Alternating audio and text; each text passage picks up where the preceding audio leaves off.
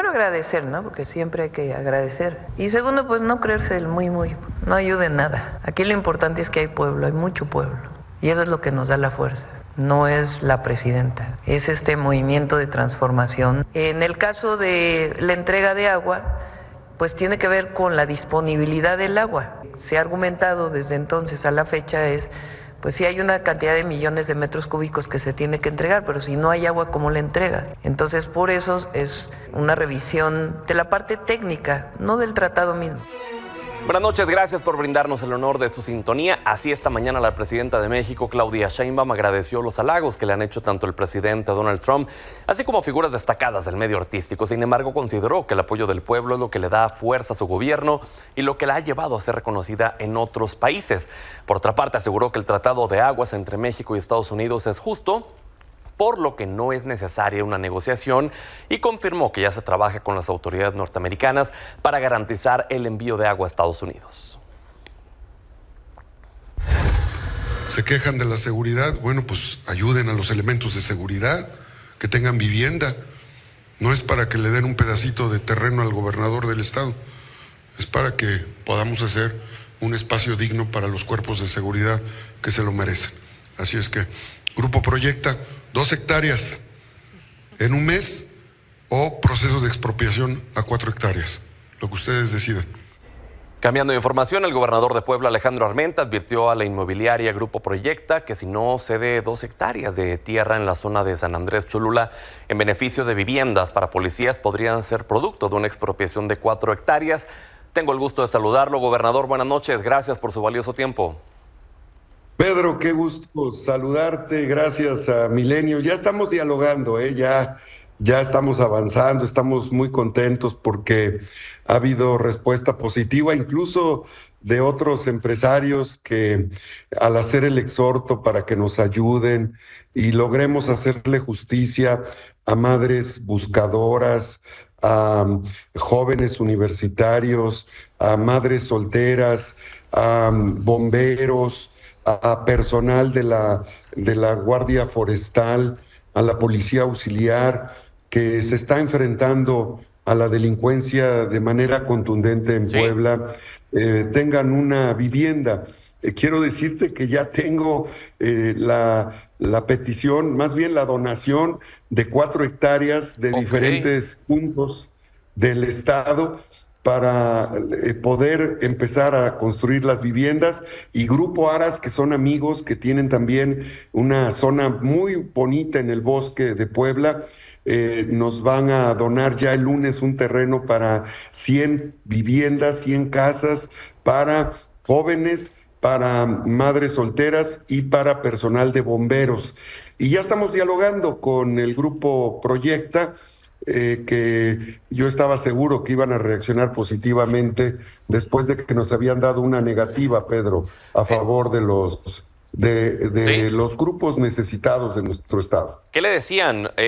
Imagino, obviamente, que habían platicado antes y que no habían podido llegar a algún acuerdo y que entonces por eso vimos lo que pasó con esto que usted mencionó. Pero ¿cuál fue la negativa, el por qué no querían apoyar?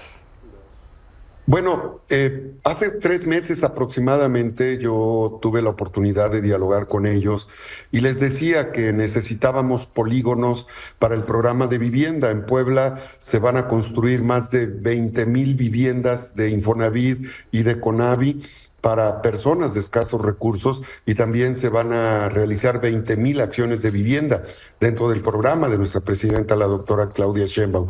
Ya tenemos los predios que entregamos al Infonavit, a Conavi, pero nos hace falta terreno para hacer vivienda a favor de las y los poblanos. Y de manera especial, quiero decirte que yo estoy muy contento con la Guardia Nacional, con la Sedena, con la Marina, con la policía auxiliar, la policía estatal, porque estamos en el primer lugar de recuperación de hidrocarburos en Puebla a nivel nacional, imagínate. Entonces, yo les había dicho y se habían negado en un principio, me querían vender las tierras, y yo les dije, ¿cómo van a vender las tierras cuando ellos, resultado de una expropiación, las habían adquirido por 4 pesos el metro cuadrado, o de 1 peso a 4 pesos. Y hoy el valor de esas tierras es de $700 a $1,000 el metro cuadrado. Entonces se me hacía injusto, honestamente, que quienes habían sido beneficiados de una expropiación, ¿sí?, tierras, pues hoy no quisieran acceder a donarnos las tierras, pero ya afortunadamente han manifestado su disposición, estimado Pedro. Ahora, ¿esto le valió a través de redes sociales, gobernador, que mucha gente manifestara enojo en su contra, que lo compararan con Nicolás Maduro, que le dijeran que estaba extorsionando públicamente, que estaba amenazando la propiedad privada? No, nosotros estamos a favor de los empresarios. Fíjate que este año estamos invirtiendo 700 millones de pesos para atender el turismo, la cultura, el arte, con eventos de primer nivel nacional e internacional a partir de abril, mayo hasta diciembre. Tenemos la mejor feria de México a partir de mayo. Los invitamos al Palenque, al Teatro del Pueblo. Vamos a tener a Pitbull, vamos a tener a Belinda, a Farruko, vamos a tener a Wishing, vamos a tener a The Killers, Scorpions, vamos a tener Los Intocables. Va a estar muy buena la feria y esto va a traer una derrama de recursos para los empresarios, micro, pequeños, medianos empresarios. Estamos invirtiendo recursos para que las empresas poblanas tengan una derrama económica, sobre todo para los hoteleros, los restauranteros, los prestadores de servicios turísticos. Nos interesa apoyar a los empresarios locales. Por ejemplo, ¿sí?, el gobierno de Puebla dejó de comprar zapato a China y ahora le vamos a comprar zapato a Tehuacán para niño y zapatos para niñas en Tepeyagualco de Cuauhtémoc, logrando rescatar la economía local. Okay. Yo entiendo que hay detrás de las empresas inmobiliarias, Pedro, y soy respetuoso de las opiniones de todos. Oiga, gobernador, entonces solo para recapitular, ¿nos puede entonces confirmar que Grupo Proyecta ya le cede estas hectáreas o todavía están en la plática, en la conversación? Ya hubo un acercamiento de mi área jurídica, del área de coordinación de gabinete con ellos, y ya también me escribieron. Me da gusto saber que tienen disposición, que ya no nos quieren vender los predios. Nos iban a vender los predios cuando pues ellos los adquirieron. Es verdaderamente increíble que por una expropiación, ¿sí?, les hayan pagado a los campesinos, a los hijos de campesinos productores, el metro cuadrado en 1 peso, en 4 pesos, y hoy los quieran vender en $700, en $1,000 el metro cuadrado. Por eso es que se me hace injusto. Y claro, nosotros siempre vamos a estar en el marco de la legalidad, del respeto, por ejemplo, y del bien público. En los estadios, quiero informarle a tu audiencia, acabamos de recuperar los estacionamientos en el Estadio Cuauhtémoc, en el Estadio de los Pericos, en el Centro de Espectáculos GNP. Quien quiera ir a ver un partido de béisbol, de fútbol, un espectáculo, ya no va a tener que pagar 100, 200 pesos que antes les cobraban. ¿sí? Ahora los estacionamientos son gratuitos en la zona de los estadios a favor de la economía de las familias en Puebla. Pues bueno, entonces le agradeceremos si nos puede mantener al tanto de esta conversación que están teniendo y conocer la resolución, por supuesto, para este hecho. Nos dice también que ya le donaron 4 hectáreas de otro grupo, entonces también vamos a ponerle la lupa a qué se van a destinar esos terrenos, por supuesto. Gobernador, gracias por su valioso tiempo. Todos los terrenos se van a ocupar para la vivienda de gente de escasos recursos en Puebla. Muchas gracias, Pedro. Gracias a Milenio por esta oportunidad de comunicación. Buenas noches. Buenas noches.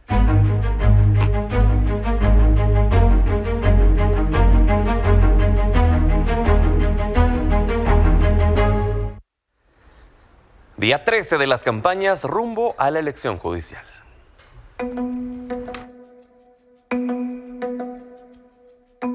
Del más rebelde hasta el más crítico, siguen las campañas en redes sociales para cargos en el Poder Judicial y se puede encontrar de todo, como Eduardo José Torres, quien desde 2008 publicó un libro sobre la necesidad de reformar al Poder Judicial y en particular a la Suprema Corte. Haremos algunos otros videos cortos donde explicaremos el viacrucis de estos libros, que fueron prohibidos para publicarse en México, que fueron considerados libros malditos por parte de las élites judiciales y por parte de las élites jurídicas más conservadoras. Otros también hacen campañas más relajadas, dejando por algunos momentos las propuestas y compartiendo su día a día, por ejemplo, yendo a comer pastes a Hidalgo. Aprovechando que estamos en Pachuca, no podía faltar comer los pastes. Quiero paste, papa. O como Sergio Santamaría, aspirante a juez de distrito, quien se reunió con motociclistas en un concierto de rock. Un juez federal también se hace presente en la vida real. Soy Sergio Santamaría Chamú, juez de distrito en Morelia, Michoacán. Hoy vine al concierto con mis amigos motociclistas, un grupo apasionado y solidario. Aunque también hay perfiles que se han tomado muy en serio su candidatura, insistiendo en sus propuestas y lo que buscan lograr en caso de llegar al cargo. Desde la Sala Regional Monterrey trabajaré para consolidar criterios firmes, imparciales y cercanos a la ciudadanía, donde cada resolución fortalezca la confianza en nuestro sistema democrático y proteja los derechos político-electorales de todas las personas. Con información de Ángel Hernández, Milenio Noticias.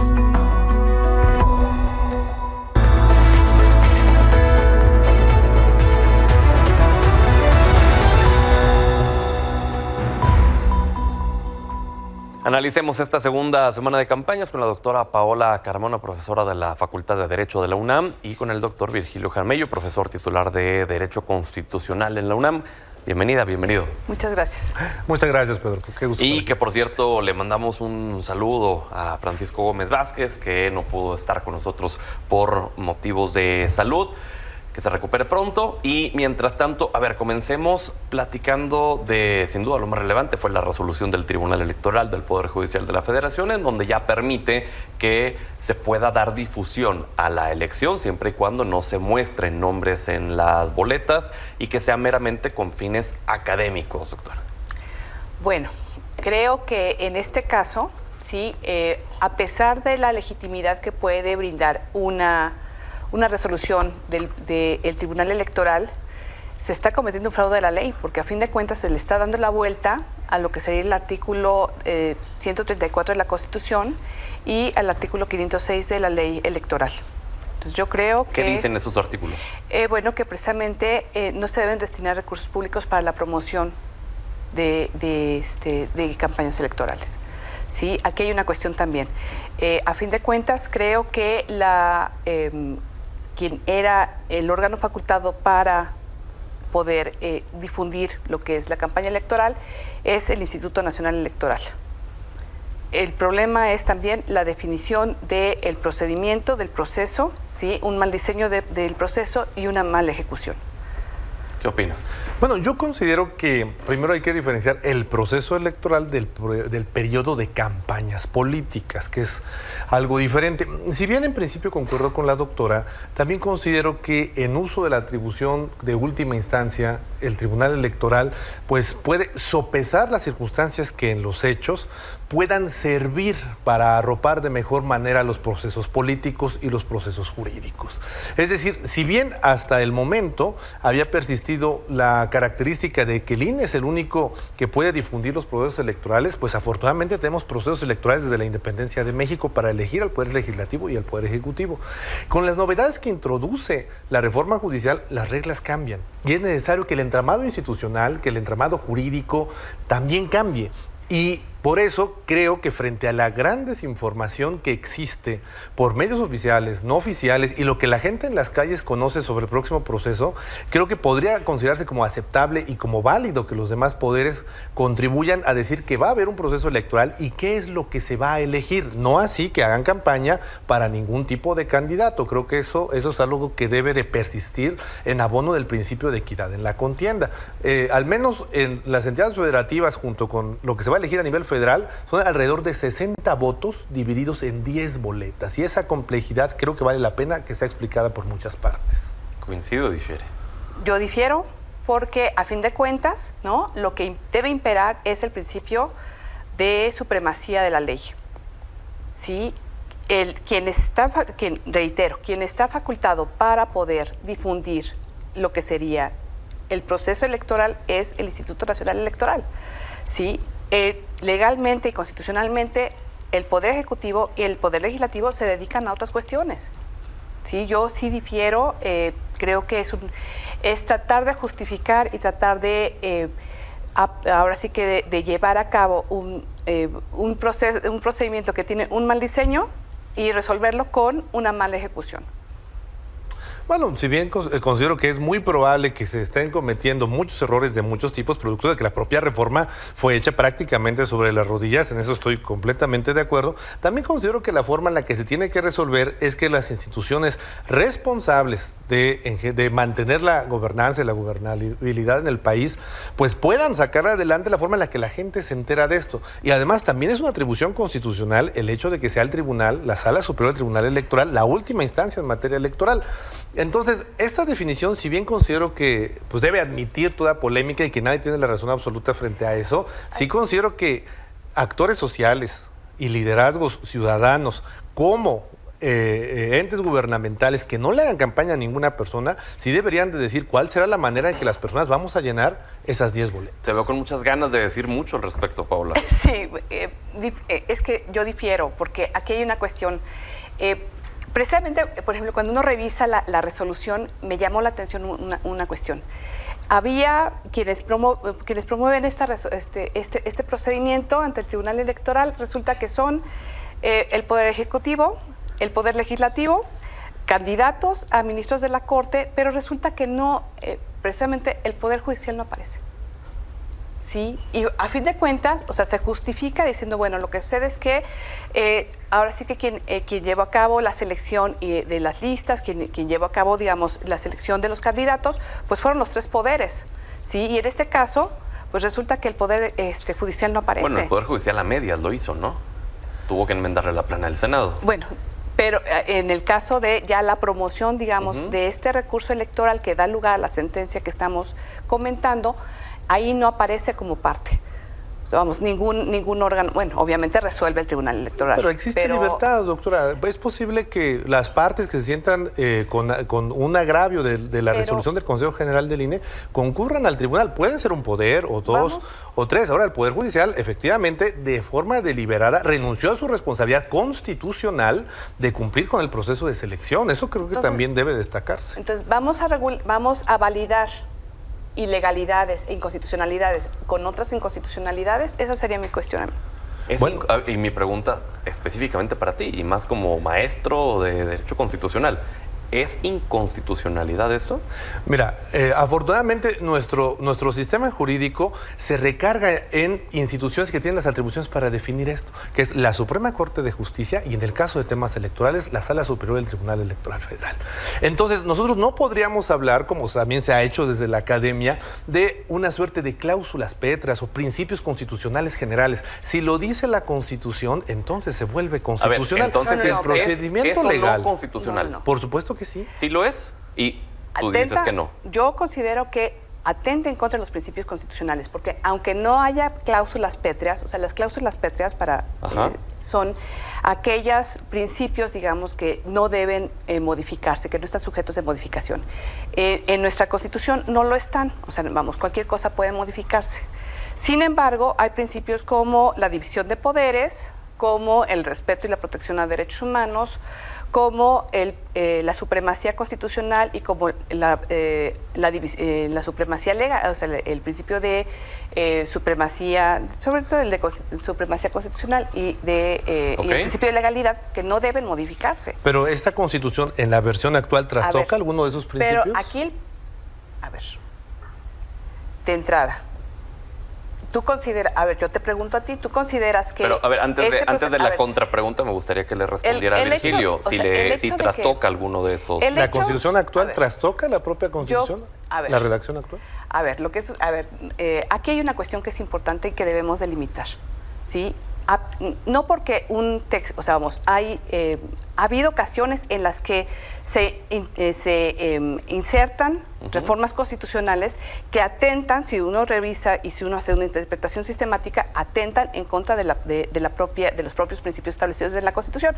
Voy a citar un caso histórico, ¿no? Por ejemplo, cuando se introduce en la época de Lázaro Cárdenas la educación socialista, ¿sí?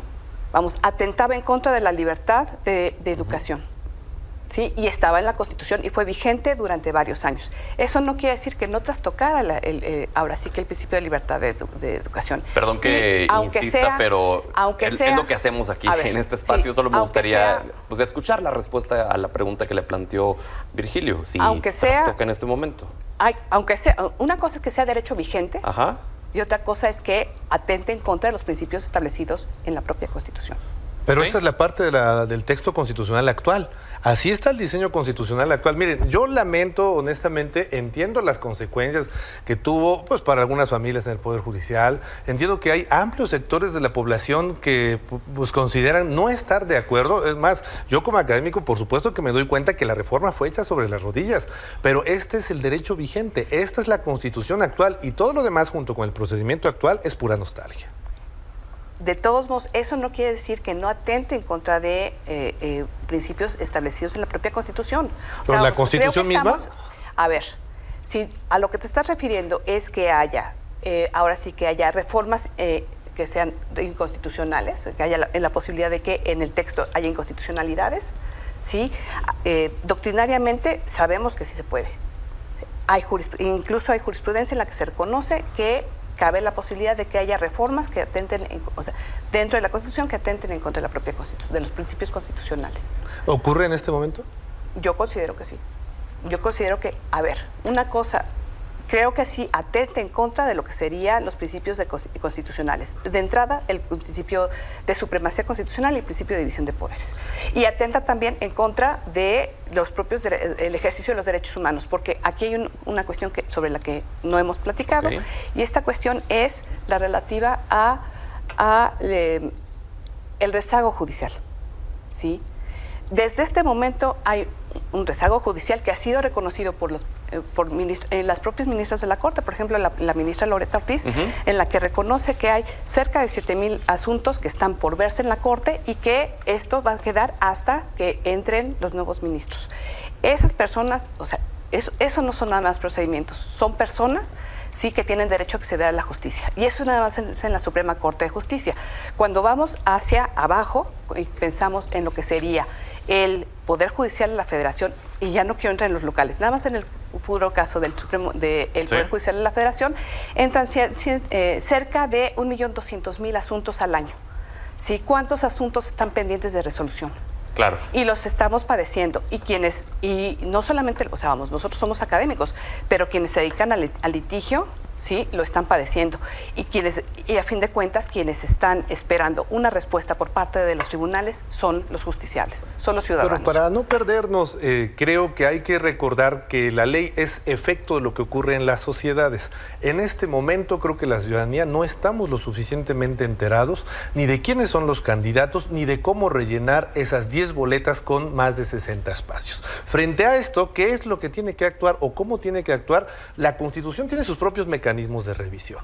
Y una vez que todo eso concluyó, estamos hablando de derecho vigente y de la Constitución positiva. Y con eso tenemos que actuar frente a lo que tenemos. ¿Y qué tenemos? Como es un proceso electoral novedoso, nunca antes visto y complejo, necesitamos entonces ampliar el abanico de lo que tenemos para los procesos electorales ordinarios, de forma que todos los actores sociales, institucionales y políticos incluidos, puedan colaborar en la forma en la que estas personas van a ser votadas. Pues de otra manera no las vamos a conocer. La presidenta del tribunal, Mónica Soto, dijo, es como si dijeran, ok, tengo una elección, pero no quiero que nadie se entere que tengo una nueva elección, doctora. ¿Qué opina de lo que dijo la presidenta? Bueno, lo que sucede es que ese es el riesgo que se corre cuando se hace un procedimiento de reforma constitucional como se hizo. Apresurado. Sí, apresurado, sin analizar, o sea, sin tener un diagnóstico, ¿sí? Sin tener un diagnóstico de lo que podía suceder. Sí, Ahora, pero No hubo un ejemplo que, bueno, más que ejemplo, una postura que el miércoles en la mesa de aquí de Política Joven hizo Dalia Greenberg, analista política, que me pareció interesante porque dijo, a ver, pues nos guste o no, esto ya está. Sí. Y esto es un hecho y no podemos, porque no nos gusta, no salir a votar, no podemos abstenernos, no podemos ni mucho menos incentivar a que la gente no vote. Más bien hay que informarnos y ayudar a informar a la gente. Definitivamente, pero eso no quiere decir que no podamos criticar la forma como se hizo y los efectos que va a traer y los efectos que ya se están dando hacia el interior del Poder Judicial de la Federación y hacia, sobre todo, les digo, el derecho de acceso a la justicia. Porque es el derecho de acceso a la justicia que establecido en el artículo 17 y establecido también en el artículo 8 del Pacto de San José, sí son muy claros y se están violentando ya derechos humanos, ¿sí? Los derechos humanos de la población. Ok. ¿Sí? Y eso es una cuestión que, bueno, a lo mejor no es la primera, no es lo primero que se ve, pero es lo que va a padecer, lo que está padeciendo ya lo que está padeciendo los justiciables y lo que se va a padecer, porque además hay una cuestión, una vez que sean electos, ¿sí? ¿Qué curva de aprendizaje van a tener los nuevos jueces? ¿Sí? Ok. Va a ser un proceso en el que se van a integrar, porque como lo mencionamos en la sesión anterior, ahora sí que lo que sería el desempeño del Poder Judicial, ahora sí que comportarse como juez es una actividad sumamente especializada. Entonces, digamos, hay que ver también, no solamente hay que ver obviamente la cuestión de, en efecto, ver la cuestión de cómo vamos a votar. ¿Sí? Y aquí es muy interesante y creo que además de lo que sería esta resolución, creo que otro aspecto que es muy interesante también es que conforme va pasando el tiempo van saliendo también los perfiles de personas que son impresentables. Bueno, de ese tipo de perfiles lamentablemente también hay actualmente, como hay actualmente mociones como los que están compitiendo, pero aquí hay una forma de solucionarlo. Si considera usted que sea impresentable, no los vote, no los elija y colabore a difundir que son personas poco recomendables. Ahora bien, yo creo que no podemos juzgar una reforma que todavía no se ha implementado, es decir, que no ha funcionado el objeto principal de la reforma, que es la renovación del Poder Judicial a través de personas electas por el voto popular. La reforma de 1994 dio algún resultado, creo que dio resultados buenos, creo que permitió bastantes vicios que fueron los que han originado esta reforma. Yo no podría decir a futuro si esta reforma podría ser muy buena o muy mala. Lo que sí creo es que siendo derecho vigente, estando ejecutándose, necesitamos darle el tiempo suficiente para saber qué es lo que va a pasar con las curvas de aprendizaje de las nuevas personas juzgadoras y junto con eso verle el camino que va a tomar la justicia, ya que una parte de la reforma también es que los procesos ya no tarden lo que habían venido tardando. Pero aquí hay una cuestión, a ver, vamos de adelante hacia atrás. Creo que hay una cuestión que está usted mencionando y eso es de el tiempo que tardan los procedimientos. Eso no se está viendo, o sea, la parte procedimental no se está viendo, no fue objeto de la reforma, de esta última reforma. Bueno, es parte de la forma en la que se ha justificado para que los procedimientos duren menos. Pero una cosa es la justificación y otra cosa es que en efecto se establezca, ahora sí que en la ley de amparo, que se acorten los tiempos, que en la ley reglamentaria de controversias constitucionales y acciones de constitucionalidad se acorten los tiempos. Yo no veo el futuro, no podría saber si van a durar menos o no, pero ese ha sido parte del compromiso. ¿No? Sí, pero ustedes también, sí, pero a ver, el procedimiento, o sea, la reforma y el procedimiento de votación empieza precisamente con las campañas, o sea, tenemos 2 semanas con esto. Empezó hace 2 semanas y va hacia adelante. Claro, incluso ha habido candidaturas que han estado en este mismo espacio que analizando sus propuestas dicen tiempos más cortos de resoluciones y a uno de ellos le cuestioné, ¿eso no compromete la calidad de la resolución? Por supuesto. ¿No incluso compromete a una sobrecarga de trabajo, a tener que sacar la chamba solo por sacarla? Vaya... Y así me he topado muchísimos candidatos y candidatas que proponen cosas que ni siquiera son demagogia, ¿no? Es más, ni siquiera son competencia de los ministros. No son competencia de los ministros y es más, les voy a poner un ejemplo. En el caso de la Constitución Política de la Ciudad de México se estableció un procedimiento de la Sala Constitucional y se proponían, y está en la Constitución, es derecho vigente, son 15 días para resolverlo. Díganme por favor, ¿sí? Y les puedo decir que en ningún caso un procedimiento ha salido con 15 días, porque precisamente para poder analizar un asunto de esta naturaleza, pues se necesita tiempo. Claro. Virgilio, bueno, y de igual manera la Constitución de la Ciudad de México establece el derecho al buen gobierno, que en estricto sentido sería objeto de un juicio de amparo en el caso de que no nos lo cumplieran. ¿Me estás dando la razón entonces? No, considero que no, por una razón. Mira, la forma en la que esto está caminando para que puedan los candidatos presentarse como gente que va a resolver, creo que no se puede fijar o no pueden ellos decir que lo van a hacer tan a la ligera, pero no podemos esperar a que sigan pasando casos que tarden en tramitarse, en resolverse, en ejecutarse y en sentenciarse 10 años, 5 años. O sea, eso es algo que creo que es una demanda justa de la sociedad. Y me gustaría que dejemos la mesa en este punto para que continuemos la siguiente semana, porque justo la pregunta que nos hacemos, y más viendo la calidad, entre paréntesis, dudosa de las participaciones de las candidaturas, es qué nos espera ya una vez que esto se haga una realidad. Pero bueno, gracias por haber estado aquí con nosotros. Muchísimas gracias. Gracias a ti, ojalá se tome una buena decisión. Claro que sí. Vamos a la pausa, pero antes, como cada viernes, lo dejamos con Ricardo Monreal y Antilogía.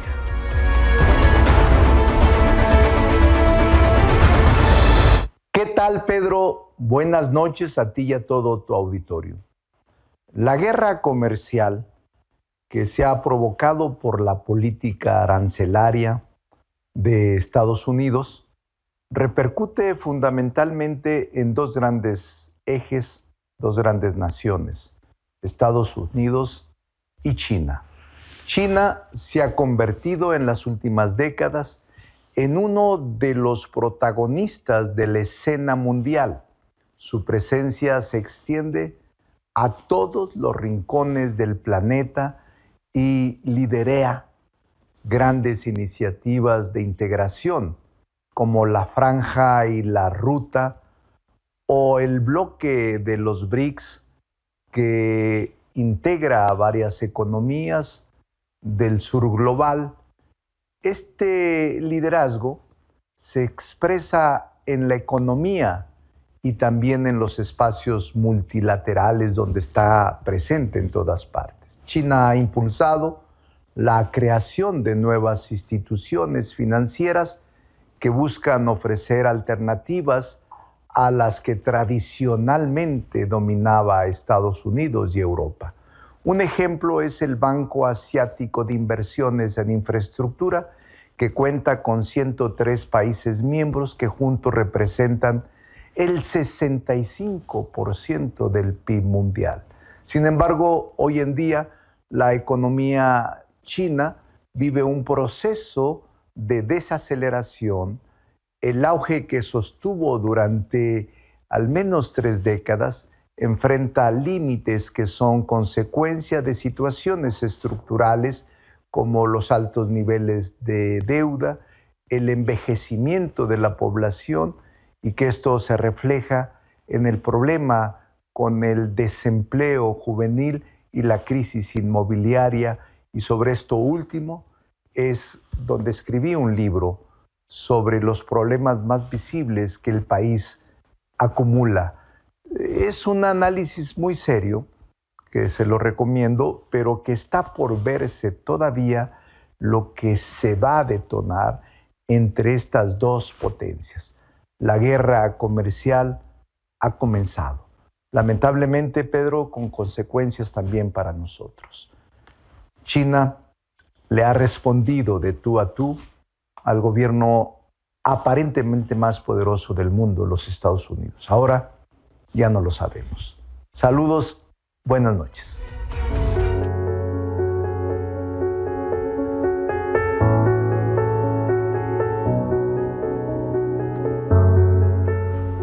Taliscan, bienvenida. Oye, en la semana lo que ha marcado la agenda en el plano internacional ha sido esta guerra arancelaria entre Donald Trump y China, en donde primero empezó Donald Trump, China respondió con aranceles, luego Trump los elevó, China respondió de nuevo y ahora los vuelve a elevar Trump. Hola Pedro, muy buenas noches. La verdad es que sí estamos encontrando una situación bastante crucial. Justo en estos 2 días Trump subió el tema de los aranceles a 145%, lo cual fue una decisión muy radical. Y China no tardó en responder a subir sus aranceles a 125%. Entonces, abiertamente, esto es una guerra comercial que a nivel largo plazo no va a afectar bien a ningún lado. Pero ahorita ya estamos viendo ciertas consecuencias, ¿no? Una caída muy drástica en las bolsas, en el mercado global. Al mismo tiempo, desde los años de 80, nunca se había previsto una posible inflación tan grande a nivel doméstico en Estados Unidos. Entonces, al parecer, el proteccionismo de Trump no ha llevado algo bien respecto al tema de la reducción de déficit hasta el momento. Claro, y él lo que dice a los estadounidenses es aguanten, quizás en el corto plazo sí se van a ver perjudicados, pero en el largo plazo nos va a beneficiar a todos. Yo creo que es bastante complicado porque no es únicamente una guerra comercial, sino también es una guerra tecnológica entre dos grandes potencias económicas del mundo ahorita. Y obviamente, pues mira, China tradicionalmente más bien compraba muchos productos agrícolas de Estados Unidos. Al mismo tiempo, Estados Unidos y las grandes marcas tecnológicas como Intel, como Apple, necesitan los componentes que se producen en China. Hasta Tesla. Exactamente. Entonces, ahorita, ¿qué va a pasar con estas empresas? Intel, Tesla, pues ya se están afectándose. Entonces, la producción interna es un proceso que tendría mucho, o sea, que tomaría mucho tiempo, y al mismo tiempo China claramente está tratando de sacar provecho para exportar más hacia mercados de sur global, como en Asia, en África, en Latinoamérica incluso, pero son procesos tardados y es una guerra innecesaria que hasta Organización Mundial de Comercio ya ha hecho declaraciones de preocupación. Pues sí, pero más allá de eso no pueden hacer nada. Claro que no. Y ya le ha costado incluso a Donald Trump, al menos desde lejos, que se pudiera ver ya una ruptura con Elon Musk. Y sí, es bastante complicado el tema de la ruptura porque también vemos que ha habido una caída de 13% en las ventas de Tesla. Entonces, ni beneficia el posicionamiento de Elon Musk a la campaña actual o prolongación de la campaña actual de Donald Trump, y asimismo las campañas trumpistas de derecha extrema no han beneficiado a los compradores de Tesla. Oye, ¿y en qué puede terminar todo esto ya para...? Pues yo creo que sí existen varias amenazas. ¿En qué se va? Mira, antes que nada hay que reconocer que es una gran paradoja. Estados Unidos, como un promotor de capitalismo, promotor de libre comercio, es el país principal que no ha respetado las normas y lo que promueve Organización Mundial de Comercio. Claro. ¿En qué se va a terminar? Yo creo que las dos grandes economías van a estar afectados de una manera negativa y una ruptura muy drástica en en las bolsas, pues. Y acá ganará quien pueda soportar por más tiempo, ¿no? Claro que sí. Talia, gracias y qué honor tenerte con nosotros. Muchas gracias, Pedro. Vamos a la pausa y ya volvemos.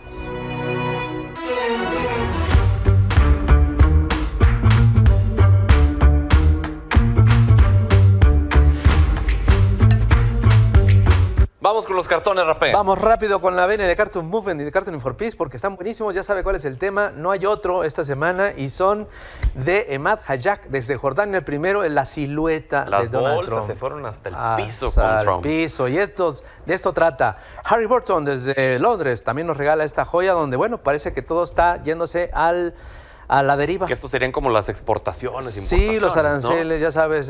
Uy, de corbata. Ella, esto es una gran caricaturista también de Londres. Exactamente, él se la pone de corbata, orgulloso de la crisis. Vamos con el siguiente, Dave Brown, también de Londres. No necesita explicación. Es muy bueno. Hay como si fuera un billar. Banks, esta es una joya. Mira la gorra. Ok. Dice Maga. ¿Sí? Para eso sirve ahora. Uy. Porque viene así van a quedar según varios analistas. Sí, Make America Crack Again. Kamensky, Austria, desde Austria nos regala esta joya. La verdad está un poco escatológico. Oh, es el mundo en lugar de una bolita. Sí, es el mundo, exactamente. Y Bleibel, desde el Líbano, esta joya de cartón con la firma de Trump como enfrente del dragón chino. Esto exacto. Este es el cartón 8. Boligán, mi querido colega Boligán, cubano, mexicano. Bueno, como si fuera así, ya sabes, en fila. Claro. Las firmas. Venga con el que sigue. Esta es una verdadera belleza. McKinnon desde Estados Unidos nos pone esta joya. Le damos una piedrita y lo que le espera a Trump. Y el último, Petrenko. De esto se trata. Caray. Toda esta crisis es en beneficio de Trump. Mi estimado, ya tendremos más cartones seguramente la otra semana. Así será. Gracias por estar aquí. Gracias a ti. Y gracias a usted por el honor de su sintonía. Buen fin de semana y hasta el lunes.